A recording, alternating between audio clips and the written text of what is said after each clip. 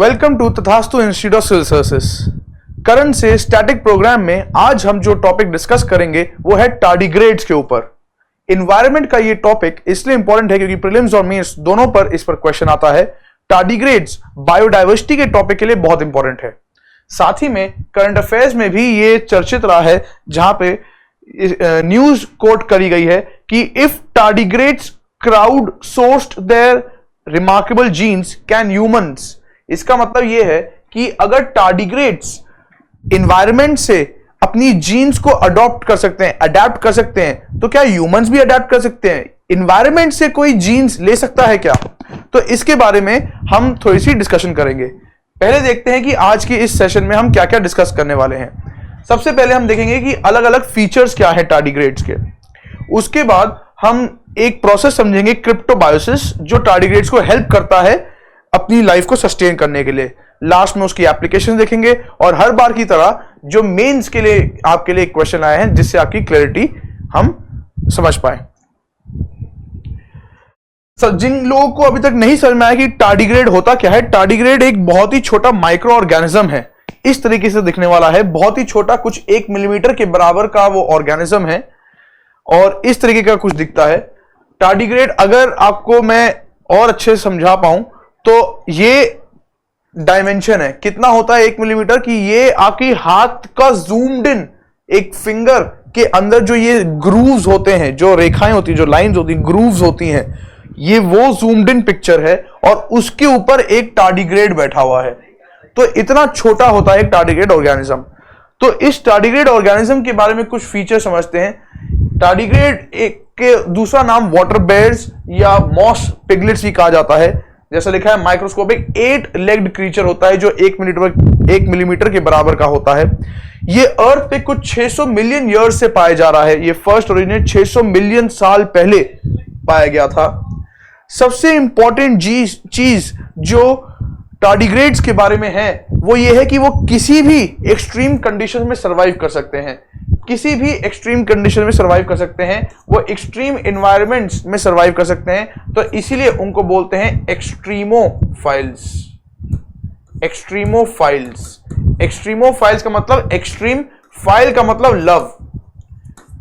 Extremophiles, files का मतलब love करना। तो लव करने का मतलब है कि एक्सट्रीम कंडीशंस को में रहने वाला, एक्सट्रीम कंडीशन में कंफर्टेबल रहने वाले को एक्सट्रीमोफाइल्स बोलते हैं। इसीलिए टार्डिग्रेड्स को एक्सट्रीमोफाइल्स बोलते हैं क्योंकि वो किसी भी एक्सट्रीम कंडीशन में रह सकते हैं। क्या क्या एक्सट्रीम कंडीशंस? रेडिएशंस, जो पावरफुल रेडिएशंस होती हैं, जैसे यूवीस, जैसे एक्सरे, जैसे न्यूक्लियर रेडिएशंस, जो ह्यूमंस के लिए लीथल है लेकिन ये ऑर्गेनिजम्स उनको टॉलरेट कर सकता है। ये स्टारवेशन सरवाइव कर सकते हैं, ये पानी के बिना रह सकते हैं, ये एयर के बिना रह सकते हैं, ये ज्यादा पानी में रह सकते हैं, ये सब जीरो टेम्परेचर, लोअर टेम्परेचर में रह सकते हैं, ये हायर टेम्परेचर पे रह सकते हैं। किसी भी एक्सट्रीम कंडीशंस पे टार्डिग्रेड्स इजीली अडेप्टेबल हैं। इसी वजह से टार्डिग्रेड्स को न्यूज में स्टडी किया जा रहा है। टार्डिग्रेड्स खाना क्या खाते हैं? वो बैक्टीरिया भी खाते हैं और एल्गी भी खाते हैं, प्लांट्स भी खाते हैं और बैक्टीरिया भी खाते हैं। और इनको एक्टिवली रहने के लिए पानी की जरूरत होती है जहां पे ये ग्रो कर सकते हैं और रिप्रोड्यूस कर सकते हैं। इंपॉर्टेंट चीज ये है कि टार्डिग्रेड्स रिप्रोड्यूस कैसे करते हैं। टार्डिग्रेड्स दोनों तरीके से रिप्रोड्यूस करते हैं, सेक्सुअली भी करते हैं और एसेक्सुअली भी रिप्रोड्यूस कर सकते हैं। सेक्सुअल रिप्रोडक्शन जो है उसका नाम है हर्माफ्रोडिटिज्म, जिसमें हम ये बोलते हैं कि एक ही इंडिविजुअल के अंदर बोथ मेल और फीमेल सेक्स ऑर्गन्स होते हैं, तो उसको एक पार्टनर की जरूरत नहीं होती। और एसेक्सुअल रिप्रोडक्शन में जो हम प्रोसेस का नाम बोलते हैं वो है पैरेंथेनोजेनेसिस, जिसमें बिना मेल पार्टनर के एक अनफर्टिलाइज्ड एग के साथ ही वो रिप्रोड्यूस कर सकते हैं। तो सेक्सुअल और एसेक्सुअल रिप्रोडक्शन दोनों तरीके से जो टार्डिग्रेड्स हैं वो रिप्रोड्यूस कर सकते हैं। फाइनली हम देखते हैं एक टार्डिग्रेड की लाइफ कितनी रहती है। 3 से 30 मंथ्स, यानी तकरीबन 3 साल तक ये टार्डिग्रेड्स ऑर्गेनिजम्स एग्जिस्ट कर सकते हैं। इन सारे फीचर्स में जो सबसे इंपॉर्टेंट फीचर है वो ये है कि वो एक्सट्रीम कंडीशंस में भी सरवाइव कर सकते हैं। उसके लिए ही ये एक फ्लो चार्ट भी है, जैसे यहां लिखा हुआ है tardigrades are classified as extremophiles. वो किसी भी एक्सट्रीम कंडीशन में रह सकते हैं। Tardigrades have been around for 530 million years. Tardigrades can live in boiling water and solid ice, किसी भी टेम्परेचर वेरिएशन में वो एग्जिस्ट कर सकते हैं। Tardigrades can survive for 10 days in space, बिना हवा के, बिना टेम्परेचर के वो 10 दिन स्पेस में भी एग्जिस्ट कर सकता है। Tardigrades can repair there DNA after radiation damage, तो वो रेडिएशन को भी टॉलरेट कर सकता है। ये ऑर्गेनिज्म का स्ट्रक्चर है। अगर टार्डिग्रेड्स प्लांट्स खाते हैं, माइक्रो एल्गी खा रहा है, तो उसको फाइटोफेगस बोलते हैं। अगर वो बैक्टीरिया खाते हैं तो उसको बैक्टीरियोफेगस बोलते हैं। जो सबसे छोटा टार्डिग्रेड है वो 0.1 मिलीमीटर से भी कम है, और जो बड़े से बड़ा टार्डिग्रेड है वो तकरीबन 1.5 मिलीमीटर के बराबर का है। अब सबसे इंपॉर्टेंट बात कि टार्डिग्रेड ऐसे इतनी एक्सट्रीम कंडीशन में कैसे सरवाइव कर पा रहा है, उस फिनोमिना का नाम है क्रिप्टोबायोसिस। क्रिप्टोबायोसिस का मतलब है when facing hostile environments tardigrades can enter a phase called cryptobiosis. जब एक्सट्रीम कंडीशंस आएगी तो क्रिप्टोबायोसिस स्टार्ट हो जाएगा। क्रिप्टोबायोसिस में क्या होता है, they effectively pause almost all their biological processes. जितने भी बायोलॉजिकल प्रोसेसेस होते हैं, हम 5 बायोलॉजिकल प्रोसेसेस देखते हैं, चाहे वो रेस्पिरेशन है, या वो डाइजेशन है, या वो एक्सक्रीशन है, या वो रिप्रोडक्शन है, या वो सर्कुलेशन और मूवमेंट है। कोई भी 5 बायोलॉजिकल प्रोसेसेस हैं, ये 5 बायोलॉजिकल प्रोसेसेस बिल्कुल पॉज हो जाएंगे। ना ही वो ब्रीथ कर रहा है, ना ही वो डाइजेस्ट कर रहा है, ना ही वो एक्सक्रीट कर रहा है। तो सबसे कम, बिल्कुल लीस्ट एनर्जी यूज होगी, effectively pausing almost all the biological processes and lingering a state of suspended animation. This way they can tolerate extreme dryness, intense radiation and freezing. इस प्रोसेस को बोलते हैं क्रिप्टोबायोसिस। प्रीलिम्स के लिए important है कि cryptobiosis से आप क्या समझते हैं। अब ये चीज अलग अलग टाइप के क्रिप्टोबायोसिस भी हैं। अगर सिचुएशन में, अगर एनवायरनमेंट में पानी की कमी है, लैक ऑफ वाटर है, तो उसको बोलते हैं डिफरेंट टाइप्स ऑफ क्रिप्टोबायोसिस में उसको बोलते हैं एनहाइड्रो मतलब पानी की कमी, एनहाइड्रोबायोसिस। अगर ऑक्सीजन की कमी है तो एनऑक्सीबायोसिस। अगर एनवायरनमेंट में कुछ पॉइजन या कुछ केमिकल्स प्रेजेंट है तो कीमोबायोसिस। अगर एनवायरनमेंट में बहुत ज्यादा ठंड है तो क्रायोबायोसिस। और अगर एनवायरनमेंट में बहुत ज्यादा सॉल्ट कॉन्सेंट्रेशन है, पानी में सॉल्ट कॉन्सेंट्रेशन आ रहा है, तो ऑस्मोबायोसिस। तो ये अलग अलग टाइप के क्रिप्टोबायोसिस हैं। ये examination prelims point of view से आपको ध्यान रखने के लिए जरूरी है। अब एनसीईआरटी में भी, क्लास 12 की एनसीईआरटी जो है, वहां से भी हम इस टॉपिक को कोरिलेट और कनेक्ट करने की कोशिश करेंगे। क्लास 12 की एनसीईआरटी में ये 13 चैप्टर है, और जो बोलता है, जिसमें एक टॉपिक है कि कोई भी ऑर्गेनिज्म अपने एबायोटिक फैक्टर्स के साथ कैसे रिस्पॉन्ड करता है। एबायोटिक फैक्टर्स यानी नॉन लिविंग थिंग्स। तो एक ऑर्गेनिज्म की जो नॉन लिविंग थिंग्स है एनवायरनमेंट में, अगर उनमें कुछ चेंज आएगा तो ऑर्गेनिज्म के अंदर क्या चेंज आता है। तो ऑर्गेनिज्म के अंदर क्या चेंज आता है, उसके लिए ऑर्गेनिज्म के पास 4 तरीके हैं। ये 4 तरीके क्या है? सबसे पहला रेगुलेट। बाहर कुछ भी हो रहा हो, अंदर कोई, बॉडी के अंदर कुछ फर्क नहीं होगा, उसको बोलते हैं होमियोस्टैसिस।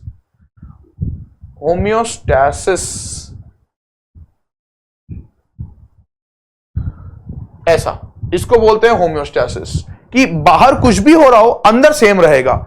लेकिन अगर बाहर कुछ भी हो रहा हो, अंदर भी, बॉडी के अंदर भी उसी बराबर से चेंजेस आ रहे हैं, तो उसको बोलते हैं कॉन्फर्मेशन। नो होमियोस्टैसिस, वहां पे होमियोस्टैसिस नहीं हो रहा है। यानी जैसे जैसे बाहर चेंजेस आ रहे हैं, वैसे वैसे अंदर चेंजेस आ रहे हैं, सीधी लकीर। अगर कांस्टेंट है तो होमियोस्टैसिस, कांस्टेंट नहीं है, कॉन्स्टेंटली चेंज हो रहा है, तो नो होमियोस्टैसिस, कॉन्फर्मेशन। अगर ये दोनों चीजें नहीं कर पा रहा है तो वो जगह छोड़ के चले जाए, माइग्रेशन। और अगर जगह छोड़ के नहीं जा सकता तो सबसे इंपॉर्टेंट जो है वो है सस्पेंड या सस्पेंशन। सस्पेंशन में एक ऑर्गेनिज्म अपनी सारी बायोलॉजिकल एक्टिविटीज को पॉज कर देता है, हॉल्ट कर देता है। तो यहां पे वो एग्जांपल दे रखा है कि बैक्टीरिया और जो लोअर प्लांट्स होते हैं वो स्पोर्स बना लेते हैं और स्पोर्स के अंदर जाके छुप जाते हैं। इसी चीज को बोलते हैं डोरमेंसी, कि प्लांट्स जो है वो कोई अब काम नहीं करेंगे, ना जर्मिनेशन करेंगे, ना पॉलिनेशन करेंगे, ना फ्लावरिंग करेंगे, कुछ भी ना, फोटोसिंथेसिस करेंगे, डोरमेंसी में चले गए। एनिमल्स ठंड से बचने के लिए हाइबरनेशन करते हैं। कुछ स्मॉल ऑर्गेनिजम्स गर्मी से बचने के लिए एस्टिवेशन करते हैं।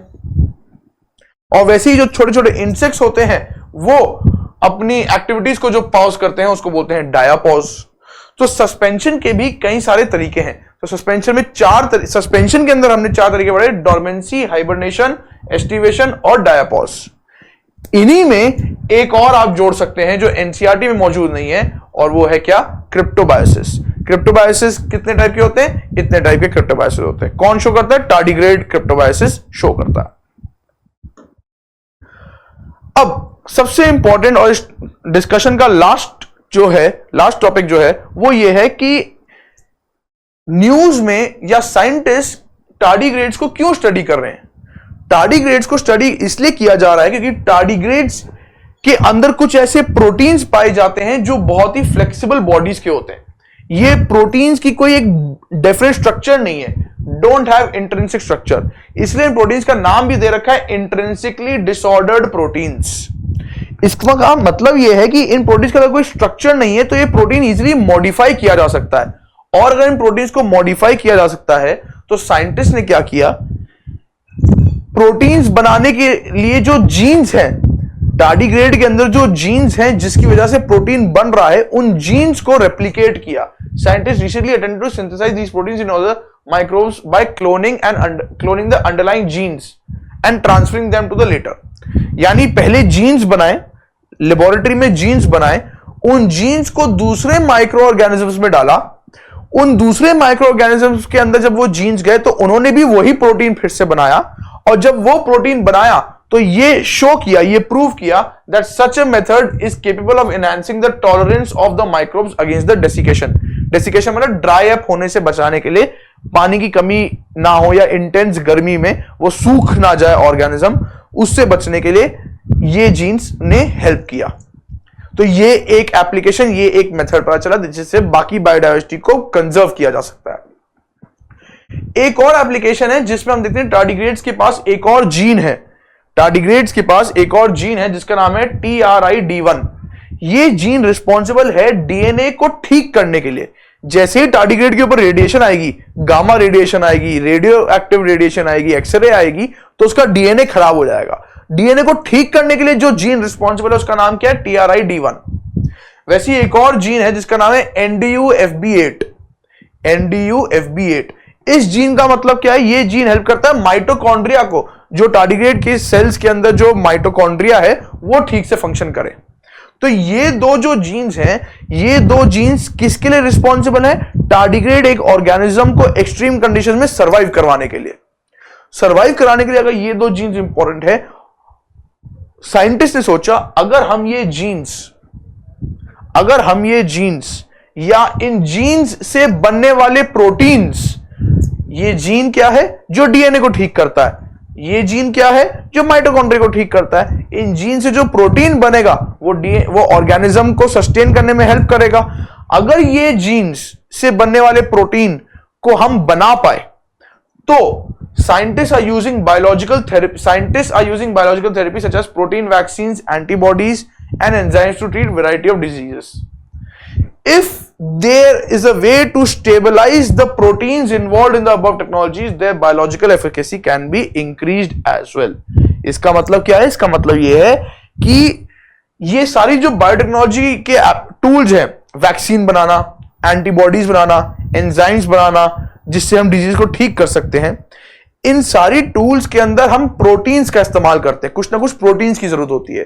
तो ये जो प्रोटीन्स हैं ये बॉडी के अंदर हो सकता है ज्यादा एसिडिक हो, ज्यादा पीएच चेंज हो जाए, टेम्परेचर चेंज हो जाए, अलग अलग बॉडी कैसे रिस्पॉन्ड करती है, इन जो प्रोटीन है वो डिस्ट्रॉय हो सकता है। वो प्रोटीन डिस्ट्रॉय ना हो तो वो प्रोटीन को स्टेबलाइज करने के लिए ये जीन्स जो टार्डिग्रेड की जीन्स है वो हेल्प कर सकते हैं। तो टार्डिग्रेड के जीन्स जो हैं वो प्रोटीन को स्टेबलाइज करने के लिए हेल्प कर सकते हैं। और अगर हम वो टेक्नोलॉजी, वो फिनोमिना को अगर हम इसमें किसका मर्ज कर दें, मिक्स कर दें, तो हमारी जो वैक्सीन बनेगी, हमारी जो दवाइयां बनेगी, हमारी जो थेरेपी बनेगी, उसकी एफिशिएंसी और ज्यादा बढ़ जाएगी। तो इसीलिए टार्डिग्रेड्स कुछ इंपॉर्टेंट ऑर्गेनिजम्स हैं। तो ये था टार्डिग्रेड्स के बारे में जो मैं आपको समझाना चाहता था। लास्ट में हर बार की तरह मैं आपके लिए एक मेंस का क्वेश्चन भी लाया हूं, और ये मेंस का क्वेश्चन हेल्प करेगा आपकी अंडरस्टैंडिंग चेक करने के लिए कि आपको ये टॉपिक अच्छे से समझ में आया है कि नहीं। क्वेश्चन ये बोलता है, highlight the genetic characteristics of tardigrades. Tardigrades के जो जेनेटिक कैरेक्टरिस्टिक्स है उनको आप हाईलाइट कीजिए। Explain their significance. Explain their मतलब टार्डिग्रेड्स का। Explain the significance of tardigrades in producing more efficient biotechnological solutions. Tardigrades कैसे हेल्प कर सकते हैं बायोटेक्नोलॉजिकल सॉल्यूशंस को प्रोड्यूस बनाने में, मैन्युफैक्चर करने के लिए। ये क्वेश्चन आपका 10 मार्क का है और 150 वर्ड में आपने अटेम्प्ट करना है। इस क्वेश्चन से आपकी अंडरस्टैंडिंग क्लैरिटी पता चलेगी। जुड़े रहिए हमारे साथ।